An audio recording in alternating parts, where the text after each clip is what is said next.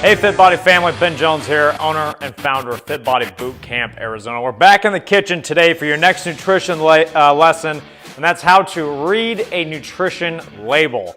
So come on over, I'm going to show you on a few of these products here, some things to look for, and really so you know how to figure out your calories and the ingredients of what's good and what's bad and how to do this correctly. So check this out.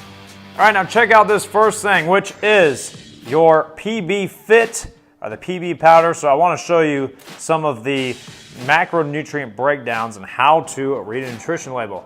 First, if you look at the very top, you're going to see it's going to give you your serving size.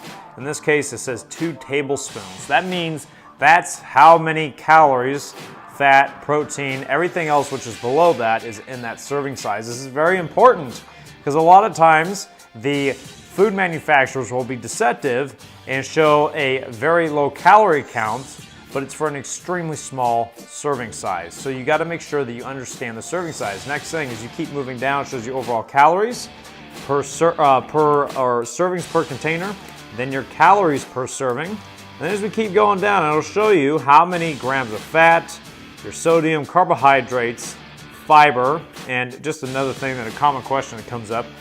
If you've heard of net carbs, net means how many carbs actually have an impact on your blood sugar levels.